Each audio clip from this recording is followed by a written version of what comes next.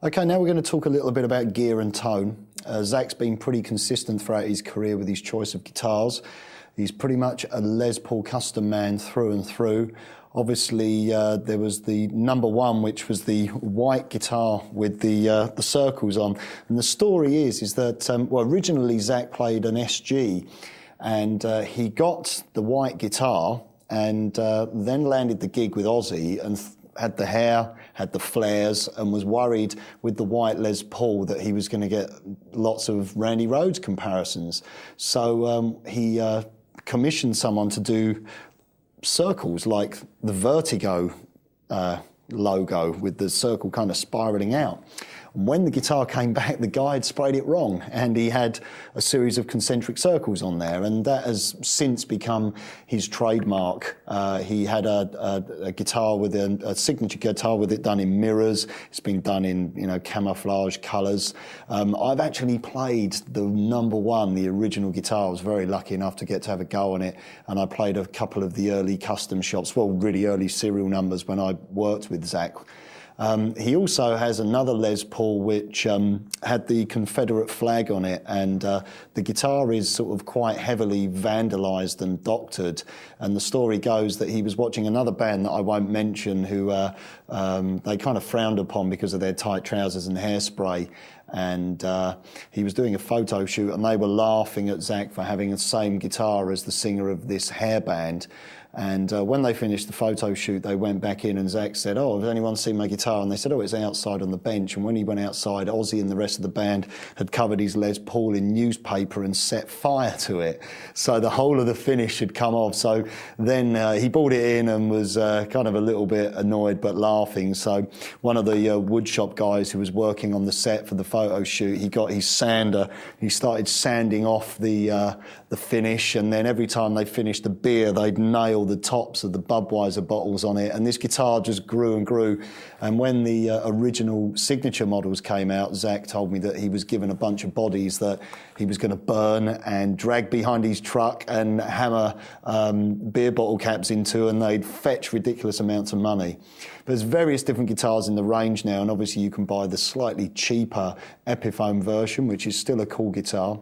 Zakk also uses EMG active pickups for a very clean, very powerful sound. His amp choice through the years, he used to use amps made by a company called Metaltronics, and he had this huge rack system, and there was a story that he was about to go on stage at the Hammersmith Odeon and plugged in, and none of the gear worked. It was the rack of doom, everything in it, and the crowd's cheering, they'd done the intro music, and Ozzy's looking at him saying, "Just play the what's it guitar," and they couldn't get the rack going, too much gear. So in the end, the support band guy just went, "Here, use this." He wheeled on a Marshall, he used that with a wah-wah on a super overdrive, and that was it. During No More Tears, he used the Ampeg Lee Jackson amps, but then headed back to Marshalls, and now has his own signature Marshall out. Since that experience of using rack gear, Zakk now is totally pedals. His pedal board consists of a wah-wah. It would have been the Jimi Hendrix wah, but he now has his own signature wah, which I have on my pedal board. He did use a super overdrive, Boss Super Overdrive, but now uses an MXR Wild Overdrive, which I have on my board. He also uses a Roto Vibe, which is a rotary speaker simulator. I have one of those on my big live board. That's a great pedal. And he also uses a Super Chorus pedal as well. So kind of a mixture of Boss and MXR pedals. When you're aiming for his guitar sound, I'm using something a little bit different for this session. I've actually bought in my little Cornford combo, which I believe is I think it's 8 or 6 watts. One of them's 8 watts, one of them's 6 watts. I probably got it wrong. I'm running that into a little speaker isolation box, which DIs straight into the desk, which means that I can have the amp running and not get loads of noise coming back at me that would pick up on my mic. And for any of you that record at home, this little box is amazing, because instead of having to use amp simulators, you can use your favourite amp and have it at a level where the neighbours aren't going to be pounding on the wall. I'm running the little pedal board a little bit of echo into the effects loop, but basically I'm running it similar to how Zakk would run it. This would be his clean sound. which is basically the guitar amp slightly crunchy. If I turn the volume up full, I've got quite a nice crunch sound there. The gain is only on about 1 o'clock on that little amp, so there's a lot more to go. All pure valve gain. And then if I really want to saturate the sound, I've got the overdrive pedal set halfway.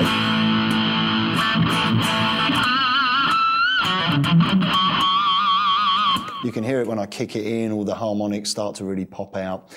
I've got various other pedals on this board which are a little bit redundant for this particular session. I'm only using the Wylde overdrive, the Wylde wah-wah pedal, and the little Electro Harmonix echo unit. I would normally use a Boss delay, but I've got that echo unit on this particular pedal board, and it's a great unit. The only other thing that I would suggest to anyone is, well, two things actually, would be a nice inline tuner. I have this little tuner here which, when I hit it, I can tune up silently and mute out any noise. It's great as well if you're changing guitars, you can hit that, pull your cable out.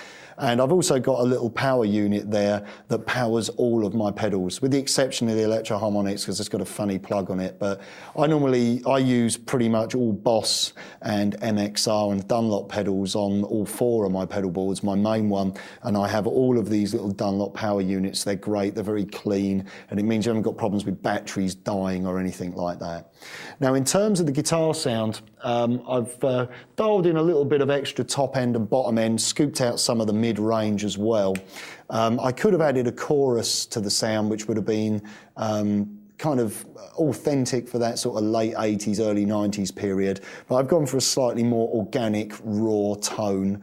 If you're trying to get Zakk's sound, you know, a little bit of compression in there might help. I've got a compressor here, little Dynacomp, but I haven't actually used that pedal for this session. Like I said, I've stuck to just those 3 pedals. Pull out a little bit of your mids, push a little bit of top end for a little bit of top end fizz. He has it just a little bit fizzy on the top. Nice round bottom end. Like I said, if you can run a valve amp, just so it's there you go, just so it's on the edge of breaking up, and then